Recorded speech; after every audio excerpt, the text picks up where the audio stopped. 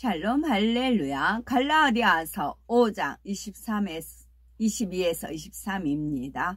오직 성령의 열매는 사랑과 희락과 화평과 오래 참음과 자비와 양선과 충성과 온유와 절제니 이 같은 것을 금지할 법이 없느니라. 아멘. 누가복음 6장 32절입니다. 너희가 만일 너희를 사랑하는 자만을 사랑하면 칭찬 받을 것이 무엇이냐? 죄인들도 사랑하는 자는 사랑하느니라. 아멘. 야고보서 2장입니다. 내 형제들아, 쭉 읽을게요. 내 형제들아, 영광의 주 곧 우리 주 예수 그리스도에 대한 믿음을 너희가 가졌으니 사람을 차별하여 대하지 말라.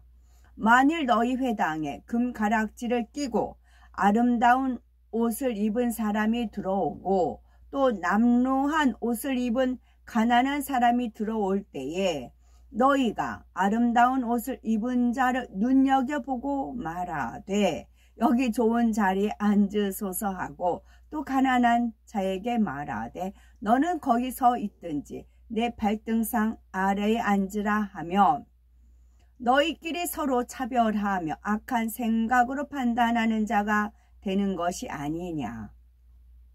내 사랑하는 형제들아, 들을지어다.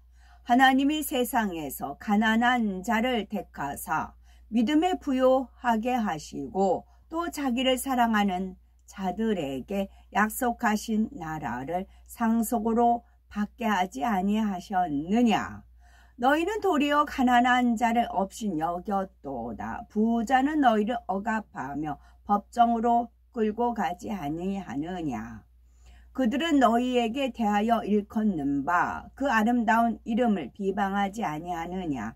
너희가 만일 성경에 기록된 대로 네 이웃 사랑하기를 네 몸과 같이 하라 하신 제고의 법을 지키면 잘하는 것이거니와 만일 너희가 사람을 차별하여 대하면 죄를 짓는 것이니 율법이 너희를 범법자로 정죄하리라. 누구든지 온 율법을 지키다가 그 하나를 범하면 모두 범한 자가 되나니 간음하지 말라 하시니가 또한 살인하지 말라 하셨은즉 네가 비록 간음하지 아니하여도 살인하면 율법을 범한 자가 되느니라. 너희는 자유의 율법대로 심판받을 자처럼 말도 하고 행하기도 하라. 긍휼을 행하지 아니하는 자에게는 긍휼 없는 심판이 있으리라. 긍휼은 심판을 이기고 자랑하느니라. 내 형제들아, 만일 사람이 믿음이 있노라 하고 행함이 없으면 무슨 유익이 있으리요? 그 믿음이 능히 자기를 구원하겠느냐? 만일 형제나 자매가 헐벗고 일용할 양식이 없는데 너희 중에 누구든지 그에게 이르되 평안히 가라, 덥게 하라, 배부르게 하라 하며 그 몸에 쓸 것을 주지 아니하면 무슨 유익이 있으리요? 이와 같이 행함이 없는 믿음은 그 자체가 죽은 것이라. 어떤 사람은 말하기를 너는 믿음이 있고 나는 행함이 있으니 행함이 없는 네 믿음을 내게 보이라. 나는 행함으로 내 믿음을 네게 보이리라 하리라. 네가 하나님은 한 분이신 줄을 믿느냐? 잘하는도다. 귀신들도 믿고 떠느니라. 아, 허탄한 사람아, 행함이 없는 믿음이 헛것인 줄을 알고자 하느냐? 우리 조상 아브라함이 그 아들 이삭을 제단에 바칠 때에 행함으로 의롭다 하심을 받은 것이 아니냐? 네가 보거니와 믿음이 그의 행함과 함께 일하고 행함으로 믿음이 온전하게 되었느니라. 이에 성경에 이른바 아브라함이 하나님을 믿으니 이것을 의로 여기셨다는 말씀이 이루어졌고 그는 하나님의 벗이라 칭함을 받았나니 이로 보건대 사람이 행함으로 의롭다 하심을 받고 믿음으로만은 아니니라.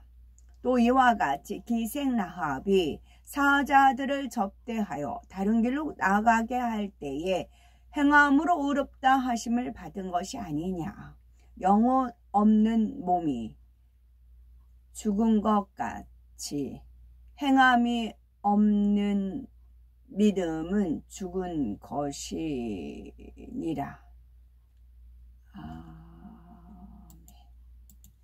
제목은 성령의 열매 5번째, 자비입니다. 사람들은 종종 아무리 좋게 이해하려고 해도 저 사람은 도저히 이해할 수 없다라거나 아무리 용서하려 해도 저 사람만은 용서할 수 없다 말합니다. 그러나 우리에게 자비의 마음이 있으며 이해하지 못하고 용서하지 못할 사람이 없습니다. 어떤 사람이라도 선으로 이해할 수가 있고 사랑으로 포용할 수가 있지요. 누구는 이래서 좋고 누구는 저래서 싫다 하지 않습니다. 싫은 사람도 미운 사람도 없습니다. 걸리거나 불편한 사람도 없고 원수는 더더욱 없지요. 자비라는 말은 남을 깊이 사랑하고 가엾게 여기는 마음이라는 뜻입니다. 그러나 자비의 영적 의미는 단순히 상대를 사랑하고 불쌍히 여기는 것만은 아닙니다. 사람으로서는 도저히 이해할 수 없는 사람도 진리 안에서 능히 이해하는 마음이지요. 또 사람으로서는 용서할 수 없는 사람도 진리 안에서는 용서하는 마음입니다. 하나님께서는 이러한 자비의 마음으로 인생들을 궁일이 여기시지요. 시편 130편 3절에 여호와여 주께서 죄악을 감찰하실진데 주여 누가 서리이까 말씀한 대로 하나님께서 자비를 베풀지 않고 공의대로만 판결하신다면 하나님 앞에 설 사람은 아무도 없습니다. 그러나 하나님께서는 공의로는 도저히 용서할 수 없고 이해할 수 없는 사람도 용서하고 이해해 주셨지요. 또한 영원한 사망에서 구원하기 위해서 독생자 예수님의 생명까지 주셨습니다. 하나님께서는 주님을 믿고 하나님의 자녀된 우리도 아버지 하나님의 자비하심 같이 자비하길 원하십니다. 자비의 마음은 사랑과 비슷한 것 같으면서도 다릅니다. 영적인 사랑이 자기의 유익을 구하지 않고 아무런 대가 없이 상대를 위해서 희생할 수 있는 마음이라면 자비는 용서와 포용의 성격이 더 강하지요. 도저히 사랑할 수 없는 사람이라도 오해하거나 미워하지 않고 모든 것을 감싸 줄 수 있는 마음입니다. 내 생각과 맞지 않다고 상대를 미워하거나 멀리하는 것이 아니라 힘과 위로가 되어 주지요. 상대방을 감싸는 따뜻한 마음이 되면 티나 허물을 드러내지 않고 포용하여 아름다운 관계를 맺을 수 있습니다. 우리는 요한복음 8장에 나오는 가늠한 여인을 통해 예수님의 자비하신 마음을 엿볼 수 있지요. 서기관들과 바리새인들이 가늠하다 현장에서 잡힌 여인을 끌고 왔을 때 일입니다. 그 당시 간음죄는 돌로 쳐 죽이게 되어 있었기에 그들은 여인을 불쌍히 여기거나 살리고자 하는 마음이 전혀 없었습니다. 하지만 예수님은 여인에게 나도 너를 정죄하지 아니하노니 가서 다시는 죄를 범치 말라 하십니다. 정죄하지 않는다는 것은 죄를 용서한다는 의미이지요. 용서할 수 없는 죄임에도 예수님은 용서함으로써 여인에게 돌이킬 수 있는 기회를 주셨던 것입니다. 이것이 바로 자비의 마음입니다. 영적인 자비의 특성이 있습니다. 그 특성은 첫째는 편견이 없고 두 번째는 어려움에 처한 사람을 궁일이 여기며 즐겨 구제합니다. 세 번째는 상대를 함부로 지적하지 않는다는 것이고, 네 번째는 모든 사람에게 관대한 것이고, 다섯 번째는 상대에게 공적을 돌립니다. 영적인 자비의 특성은 첫째, 편견이 없습니다. 사람들은 외모를 보고 판단하는 경우가 의외로 많지요. 부유하고 명예 있는 사람을 대할 때와 가난하고 그렇지 않은 사람을 대하는 태도가 다릅니다. 하나님의 자녀들은 상대의 외모를 보고 판단하거나 마음 자세가 달라지는 자체가 없어야 합니다. 어린아이나 부족해 보이는 사람이라 해도 나보다 낮게 여기고 주님의 마음으로 섬길 수 있어야 하지요. 야고보서 2장 1절에서 4절에 사람을 외모로 취하지 말라. 만일 너희 회당에 금가락지를 끼고 아름다운 옷을 입은 사람이 들어오고 또 더러운 옷을 입은 가난한 사람이 들어올 때에 너희가 아름다운 옷을 입은 자를 돌아보아 가로되 여기 좋은 자리에 앉으소서 하고 또 가난한 자에게 이르되 너는 거기 서 있든지 내 발등상 아래 앉으라 하며 너희끼리 서로 구별하며 악한 생각으로 판단하는 자가 되는 것이 아니냐라고 말씀했습니다. 자비의 열매가 맺히면 상대의 겉모습을 보고 판단 정죄하지 않습니다. 오직 재판관은 한 분 하나님이시며 누구도 형제를 정죄할 권한을 우리에게 주신 일이 없기 때문이지요.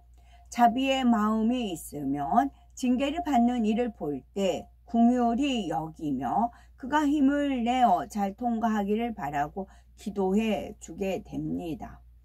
두 번째는 어려움에 처한 사람을 긍휼히 여기며 즐겨 구제합니다. 어려운 일을 당한 사람에게 말로만 힘내세요 하는 것은 긍휼히 여기는 것이 아닙니다. 자비의 마음이 있으면 실질적으로 힘이 되도록 돕지요. 야고보서 2장 15에서 16절에 만일 형제나 자매가 헐벗고 일용할 양식이 없는데 너희 중에 누구든지 그에게 이르되 평안히 가라 덥게 하라 배부르게 하라 하며 그 몸에 쓸 것을 주지 아니하면 무슨 이익이 있으리요 말씀합니다. 진실한 구제는 상대가 굶고 있는데 나도 한 끼 먹을 양식뿐이니 어쩔 수 없지 하는 것이 아닙니다. 내가 아무리 어려워도 같이 나누는 것이지요. 물질뿐만 아니라 정신적으로 힘들어하는 사람이 있으면 함께 고통을 나누고자 합니다. 더구나 주님을 믿지 않으므로 지옥에 갈 영혼들을 본다면 어찌하든 구원의 길로 인도하기 위해서 마음을 쓰는 것이 바로 자비의 마음이지요. 세 번째는 상대를 함부로 지적하지 않습니다. 우리가 상대를 사랑한다면 때로는 지적이나 책망도 해야 하지요. 무조건 덮어주고 용서한다면 상대가 잘못될 수 있기 때문입니다. 그러나 자비의 마음이 있다면 징계나 책망, 지적도 쉽게 하지 못합니다. 한마디 지적을 한다 해도 기도하는 마음으로 상대의 마음을 살피면서 조심스럽게 말하지요. 잠언 12장 18절에 혹은 칼로 찌름같이 함부로 말하거나 지혜로운 자의 혀는 양약 같으니라 했습니다. 특히 성도들을 가르치는 입장에 있는 사람이라면 더더욱 주의해야 합니다. 성도님에게는 이런 비진리의 마음이 있어서 하나님이 기뻐하지 않으십니다. 집사님은 이러한 결점이 있기 때문에 다른 사람보다 사랑받지 못합니다. 이런 말을 쉽게 하는 경우가 있지요. 아무리 맞는 말이라 해도 자기 의와 틀 속에 사랑이 없이 지적할 때에는 생명을 낳지 못합니다. 지적을 받고 상대가 변화되는 것이 아니라 마음의 상처를 받고 낙심하여 힘을 잃어버릴 수 있습니다. 결코 찌르거나 허물을 들춰내어 상처를 주거나 실족시키는 일은 없어야 지요. 필요해서 권면한다 해도 상대의 입장에서 그 영혼을 소중히 여기는 사랑으로 해야 생명과 능력이 되어 변화될 수 있습니다. 네 번째는 모든 사람에게 관대합니다. 세상의 악한 사람도 자기를 좋아하는 사람에게는 너그럽게 대하며 자기 것을 내어주지요. 자비의 마음은 악한 사람이든 선한 사람이든 사랑합니다. 대가를 얻고자 하는 마음이 없이 상대를 위해 나를 내어줄 때 자비의 열매가 맺히지요. 스데반 집사는 악한 자들이 던지는 돌에 맞아 죽어가면서도 주여 이 죄를 저들에게 돌리지 마옵소서 하며 그들을 위해서 중보 기도했습니다. 자신을 죽이는 자들을 미워하거나 원수 갚아 달라고 하지 않았고 사랑의 기도를 올렸지요. 혹여 아직도 내 마음에 싫고 걸리는 사람이 있다면 그만큼 마음이 좁다는 증거입니다. 아무리 성격과 의견이 맞지 않아도 상대의 입장에서 생각하면 저 사람의 입장에서는 그럴 수밖에 없었겠구나 하면서 이해하게 되지요. 만일 상대에 대한 좋지 않은 느낌이 있다면 좋은 느낌으로 바꾸어야 되겠죠. 다섯 번째는 상대에게 공적을 돌립니다. 자비의 열매가 맺히려면 잘한 일이 있을 때 상대의 공으로 돌리고 잘못된 일이 있을 때에는 자신의 허물로 돌릴 수 있어야 합니다. 자비의 마음이 있으면 함께 일해서 열매를 냈는데 상대만 칭찬받는다 해도 자신의 일처럼 기뻐합니다. 사실은 내가 일을 더 많이 했는데 저 사람만 칭찬하시네 이런 생각으로 불편한 것이 아니죠.